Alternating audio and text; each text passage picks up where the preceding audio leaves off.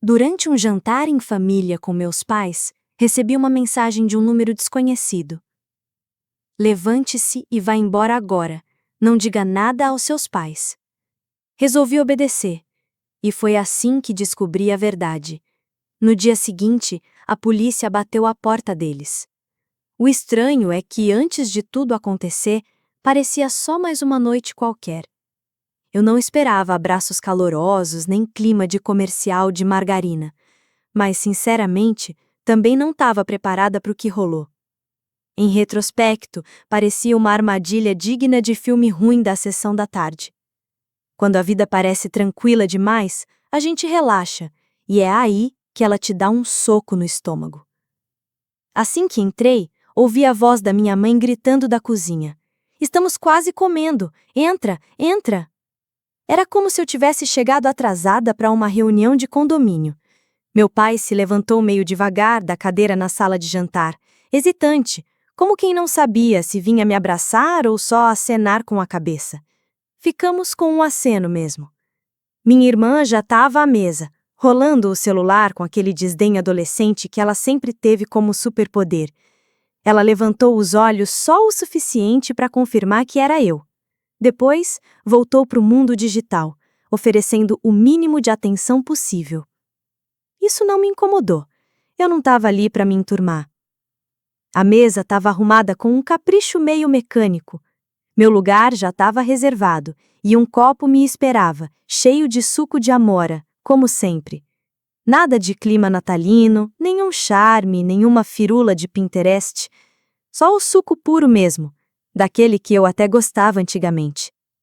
Minha mãe sorriu com um jeito forçado, como se estivéssemos todos no palco de uma peça de teatro. "Você ainda gosta de amora, né?" Assenti. Nem tocava naquilo havia meses, mas não era o momento ideal para debater sobre frutas vermelhas. Sentamos. Eles serviram o jantar. Frango, batatas e algum tipo de vagem que parecia ter sido cozida por engano. Meu pai fazia de conta que estava adorando, mesmo sabendo que ninguém ali estava. A conversa seguiu naquele modo rádio AM. "Como vai o trabalho? Continua no mesmo a pé?" "Nossa, o trânsito tá uma loucura ultimamente, né?" Ao que eu respondi com um sorriso educado. Até ri quando a minha irmã contou que uma colega ficou presa nas portas giratórias do prédio dela. Não porque achei engraçado, mas porque eu sabia fazer o meu papel. O calado, o confiável, o que não arruma confusão. No meio do discurso do meu pai sobre obras na estrada, meu celular vibrou no meu colo. Instintivamente chequei embaixo da mesa. Era uma nova mensagem. Sem nome, sem emoji, sem firula, apenas pontuação direta, como se alguém tentasse manter a compostura enquanto tudo desmoronava. Olhei de novo. A sala seguia normal. Minha mãe concordava com meu pai, minha irmã mastigava. Tudo parecia um jantar comum de domingo. E ainda assim, a mensagem mandava eu sair correndo, como se a casa tivesse virado uma zona de risco. Mas eu não me mexi. Pelo menos não na hora. 1000 explicações passaram pela minha cabeça. Trote, número errado, golpe, algum experimento social maluco? Mas no fundo eu sabia. Eu só sabia. "Volto já", falei, empurrando a cadeira.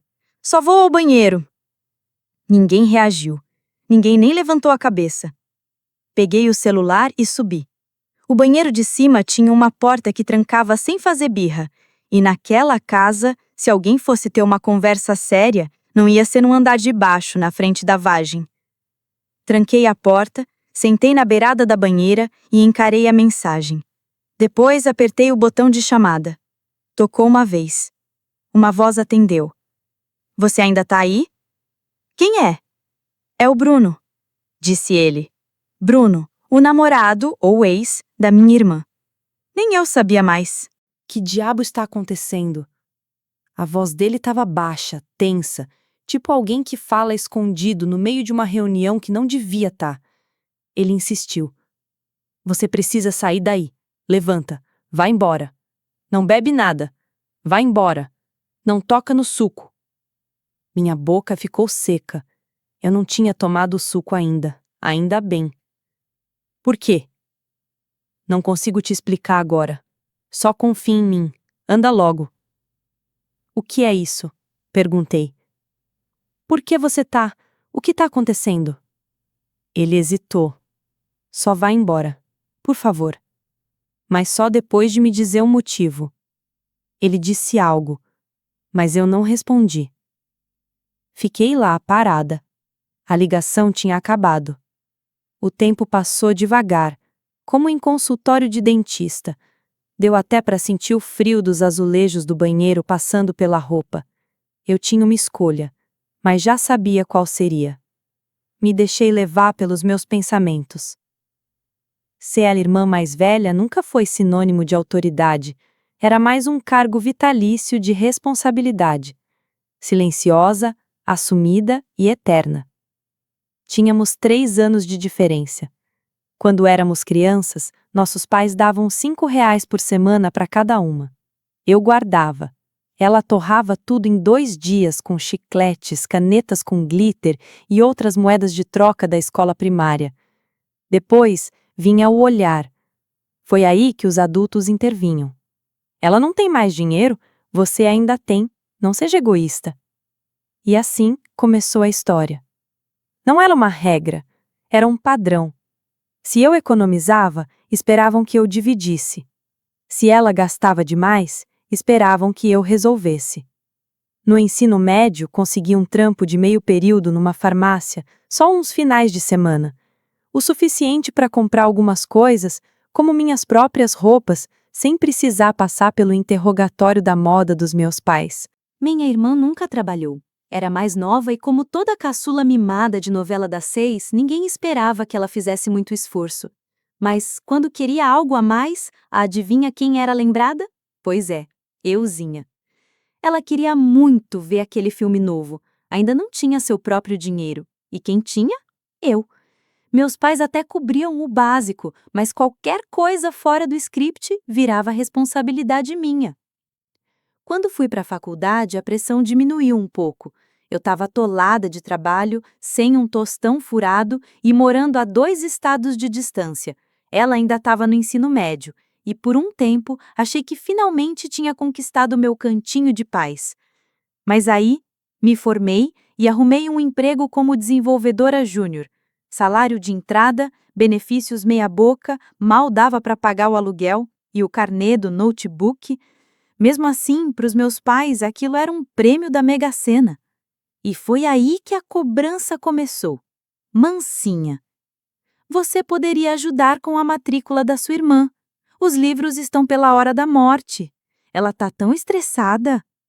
Ela tinha acabado de entrar na faculdade, cursando alguma coisa meio vaga, tipo finanças aplicadas a sei lá o quê. Não trabalhava, não fazia planilha de gastos e nem falava comigo diretamente. O esquema era sempre o mesmo. Ela falava com eles e eles vinham até mim.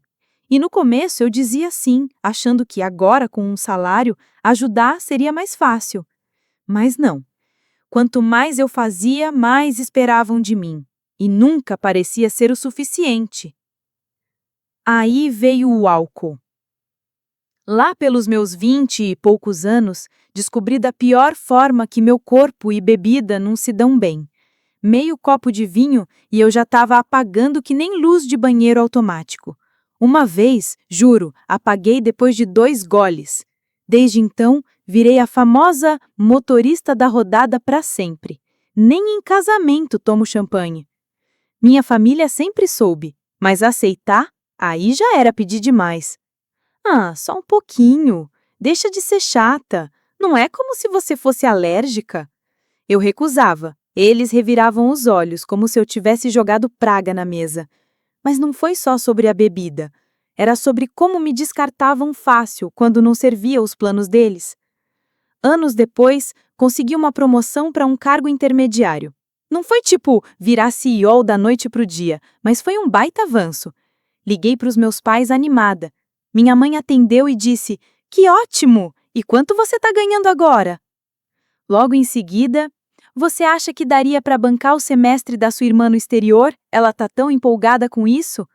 Nada de parabéns, só o mesmo script de sempre. Pedir, esperar, seguir em frente. Foi aí que eu parei. Não teve discurso inspirador sobre limites. Eu simplesmente parei, no silêncio. Chega, só desta vez. Chega de tratar minha conta bancária como fundo comunitário. Talvez eu ainda levasse um café ou outro para ela, mas o papel de madrinha de luxo estava oficialmente aposentado. Então veio o silêncio. Nada de mensagens, nenhuma ligação. Só aquele silêncio pesado que parece gritar. Semanas se passaram até o primeiro sinal de vida. Um meme sem graça encaminhado pelo meu pai, uma foto da grama no quintal da minha mãe, um TikTok da minha irmã, sem legenda, óbvio, e por fim, um convite. Vamos jantar. Só a família. Espero que você venha. Nenhuma menção a dinheiro, nenhum pedido de desculpas, só o jantar. Me convenci de que eles tinham aceitado minha decisão e aceitei o convite. Acordei dos meus pensamentos. Tinha algo estranho no Bruno. A voz dele estava baixa, meio robótica, com uma tensão esquisita por baixo. É o suco, ele disse, quase sussurrando. Acho que colocaram alguma coisa. Álcool, talvez. Ou algo pior. Não tenho certeza, mas acho que querem te fazer apagar. O quarto ficou num silêncio absurdo.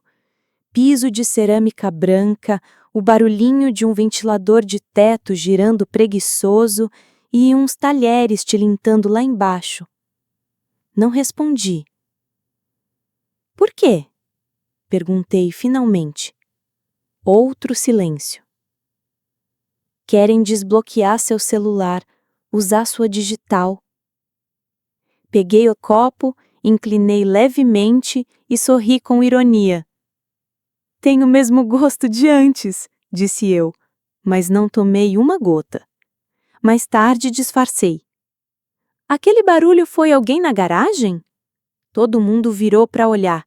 Foi aí que, num movimento ninja, deslizei o copo por baixo da mesa, virei e deixei o suco escorrer no carpete. Adeus, suquinho de amora com suposta sabotagem. Não tudo, só o suficiente para vender. Foi absorvido rapidinho. Só me sinto estranha, cansada. Minha mãe se aproximou. Os olhos dela tinham só ternura e preocupação, como se a gente estivesse jogando um jogo novo. Você tá bem? Perguntou. Estou, respondi. Só um pouco tonta. Acho que preciso me deitar um minutinho. Ninguém hesitou. Me ajudaram a sentar no sofá como se eu fosse uma peça de porcelana rara, não uma qualquer. Como cuidadoras, não ladras. Deitei, fechei os olhos e tentei não pensar no coração acelerado. Só respira fundo, devagar, sem piscar. A almofada do sofá estava quente no meu ombro. Alguém colocou um cobertor sobre minhas pernas. Então ouvi. Ela tá dormindo? Sussurrou minha mãe. É, parece que sim, respondeu minha irmã. Ok, disse meu pai. Vamos fazer isso rápido. Ouvi o som de meu celular sendo atendido. Depois, algo pior. Dedos fechando em volta da minha mão, meu polegar sendo levantado, delicado, mas com propósito. Minha pele pressionada contra o sensor. Uma pausa. Uma leve vibração. Destrancada. Havia algo silenciosamente horrível nisso. A coordenação casual, o fato de que eles não hesitaram, simplesmente fizeram. Certo, disse minha irmã, estamos dentro. Mais batidas. O som de números sendo digitados. Número de roteamento? Perguntou meu pai. Ela tem tudo guardado, disse minha mãe. Quanto vamos tirar? Perguntou minha mãe. Não tudo, só o suficiente para resolver. Mantive a respiração estável, olhos rechados. Ela nem vai perceber. Se passar sem exagero, ela vai achar que foi ela quem transferiu, disse minha mãe. Já te contei, minha irmã respondeu. Ela sempre desmaia depois de beber. Só precisamos que ela durma durante o processo. Lá estavam eles, em voz alta, os três juntos. Um toque. Uma pausa. Tá pedindo um código, disse minha irmã. Código? Perguntou minha mãe. Verificação em 2 etapas, murmurou minha irmã. Ela mudou. Meu pai xingou baixinho, soltou um suspiro irritado. Tenta outro aplicativo. Tocando, ainda tocando, mesma coisa. Tudo bloqueado. Ficaram em silêncio um segundo. Então minha mãe disse: devolve o telefone. Eles devolveram, sem desculpas, sem hesitação. Esperei, dei espaço para que se sentassem de novo, se acalmassem, abri os olhos, sentei devagar e pisquei como quem acabou de acordar de um cochilo leve. Desculpe, falei. Não sei o que foi, senti como se tivesse apagado por um segundo. Me olharam como se eu fosse uma estranha. Tem certeza que tá bem? Perguntou meu pai. Acho que só preciso de um ar fresco. Peguei meu celular e segurei como se nada tivesse acontecido, como se ele não tivesse sido usado contra mim. Na verdade, acho que vou para casa. Tenho que trabalhar cedo amanhã. Eles assentiram. Nenhum protesto, nenhuma oferta constrangedora para me acompanhar até a saída. Apenas aquele refrão suave. Obrigada por ver. Cheguei em casa segura. Avisa quando chegar. Como se a gente não tivesse acabado de cruzar uma linha da qual não dá para voltar. Na porta, nos abraçamos como sempre fizemos. Minha mãe, meu pai, minha irmã, um após o outro. Não foi planejado. Aconteceu no automático. Hábito, tradição, reflexo. E aí, do nada, algo quebrou. O perfume da minha mãe, a jaqueta do meu pai, a mão da minha irmã roçando meu braço. Coisas normais, familiares, e todas envenenadas. Senti o peso subir no peito. Aquele peso que você não sabe direito como carregar. Pensei, essa é a última vez. A última vez que os abraço. Quase chorei. Não contei a eles, mas quase. Dei um passo para trás e sorri, como se nada fosse me quebrar. Obrigada pelo jantar, disse. Eles sorriram. Abri a porta e fui embora. Não contei o que sabia. Não perguntei o que puseram no copo. Não falei nada. Mas antes de sair do banheiro naquela noite, fiz exatamente o que eles jamais imaginaram. Não bloqueei o acesso deles ao meu celular.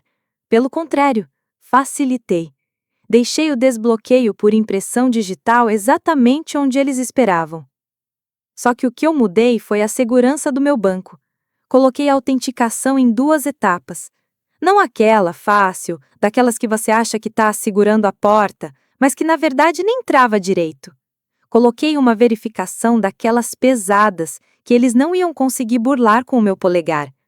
Assim, quando tentassem transferir dinheiro, o app ia registrar tudo, interromper a transação e deixar um rastro bem evidente. E configurei uma gravação silenciosa, sem luz vermelha, sem ponto piscando, do tipo que, se eles vissem, ia furar o plano. Mas eu sei rodar áudio em segundo plano, sem notificações, sem apps aparecendo, sem nada na tela. Essa foi a parte que eles não entenderam. Eu trabalho com tecnologia. Crio sistemas para pessoas que tentam enganar os outros. E eu sabia exatamente o que eles iam deixar passar. Enquanto desbloqueavam meu celular e tentavam me roubar, estavam se gravando fazendo isso. Cada palavra, cada tentativa, tudo. Eles achavam que eu estava desacordada, mas na real, eu já estava um passo à frente deles antes mesmo de voltar para a mesa. Dirigi até a delegacia como se estivesse indo ao supermercado, sem pressa, sem mãos tremendo, só na firmeza. Estacionei, entrei e fiquei na fila atrás de um sujeito que perguntava sobre multas de estacionamento. Quando chegou a minha vez, falei com a moça atrás do vidro. Precisava registrar uma denúncia. Ela perguntou qual. Me drogaram e tentaram me roubar. Respondi. Tenho a gravação. Ela piscou, meio sem acreditar. Perguntou se eu sabia quem fez isso. Sim, disse. Meus pais e minha irmã. Foi quando o piscar parou de vez. Me levaram para uma sala silenciosa e me deram uma cadeira. Um policial entrou. Sem perguntar por que eu não tinha ido ao hospital ou por que eu não estava chorando, ele só ouviu. Toquei o áudio. Ele ficou sentado, quieto, até o final, e perguntou: Você tem noção do que eles estavam tentando fazer? Sim, respondi.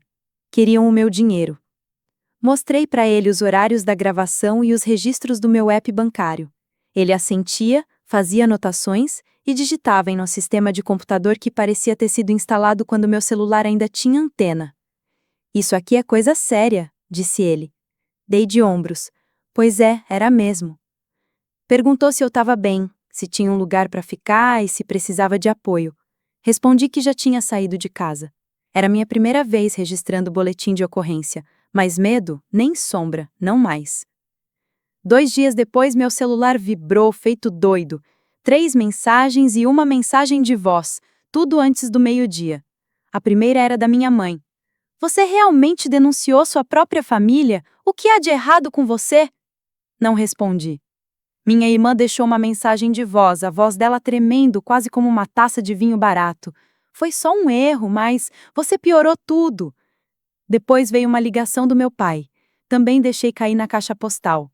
Você acha que a polícia vai resolver isso? Você vai destruir toda a família. Não faça isso com seu próprio povo. Respondi uma vez.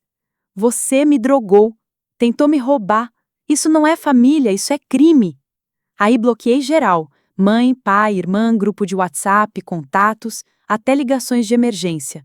Mudei de número, reescrevi meu testamento e congelei meu crédito. Nunca se sabe quando o bicho pega, né? Achei que cortar esses laços ia doer mais, mas não doeu. Foi quase um suspiro profundo de ar fresco. Eles não contestaram nada, nem depois da gravação, nem quando as tentativas de pagamento no banco bateram certinho com os horários do áudio. Quando o detetive falou, a gente pode resolver isso do jeito fácil, eu respirei aliviada. Tentativa de fraude, uso indevido de biometria, conspiração, administração de substâncias sem consentimento, tudo junto e misturado. A gravação falou por mim. Eles pegaram liberdade condicional por 1 ano, multas, serviço comunitário e uma ordem para não me procurar mais. Pena de prisão? Nem pensar. Mas a mancha ficou. Nunca quis saber como tudo terminou, só que notícias sempre chegam. Um primo do meu pai disse que eles venderam a casa.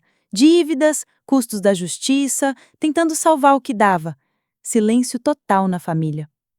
Vi minha irmã uma vez, por acaso, num supermercado do outro lado da cidade.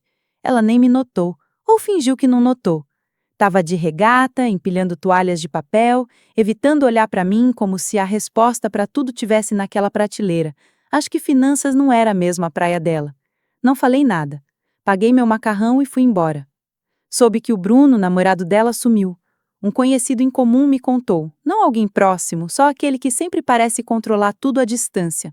O Bruno simplesmente fez as malas e desapareceu, semanas depois do escândalo. Sem barraco, só sumiu. Algumas coisas não precisam de explicação, elas falam por si. E eu? Não recebo mais mensagens pedindo ajuda. Chega de grupo, de culpa mascarada de obrigação. Eu trabalho, eu durmo. Abro a geladeira e sei que tudo ali dentro foi comprado por mim, pra mim. Achei que cortar os laços fosse um parto, mas na verdade foi um banho refrescante. Bom, a história revela como a confiança, base fundamental das relações familiares, pode ser abalada de maneira profunda e inesperada. Quando o laço que deveria ser de amor e proteção se torna instrumento de manipulação e traição, a vítima se vê numa encruzilhada dolorosa: permanecer e sofrer ou se afastar para preservar sua integridade. A coragem da narradora em usar seu conhecimento para se proteger e buscar justiça é um lembrete de que, às vezes, o amor próprio e a segurança pessoal precisam prevalecer, e que nem toda família é um porto seguro. A confiança deve ser conquistada diariamente, e quando quebrada, exige não só enfrentamento, mas também limites claros para a recuperação emocional. O silêncio que se segue muitas vezes é mais eloquente que palavras, mostrando que a reconstrução depende da verdade, da coragem e, sobretudo, da escolha de cada um. Essa história nos ensina sobre a importância de reconhecer quando um relacionamento, mesmo familiar, ultrapassa os limites do respeito e da ética. Aprender a dizer não e estabelecer limites é fundamental para proteger nossa saúde mental e financeira. A narrativa também evidencia como o conhecimento técnico pode ser uma poderosa ferramenta de proteção contra abusos. Além disso, mostra que o silêncio diante de situações abusivas não é a melhor saída, e buscar ajuda, denunciar, é um ato de coragem e sobrevivência. Por fim, reforça que o amor verdadeiro não deve ser condição para a exploração ou violência emocional. A reconstrução da vida, mesmo após traições, é possível quando escolhemos priorizar nosso bem-estar e manter firmeza diante da adversidade. Agora me diz, você acha que a narradora tomou a decisão certa ao cortar todos os laços com a família, mesmo diante da traição? E o que você faria no lugar dela? Pegaria pesado ou leve? Você já passou por algo parecido? Escreve aqui nos comentários, eu quero muito saber.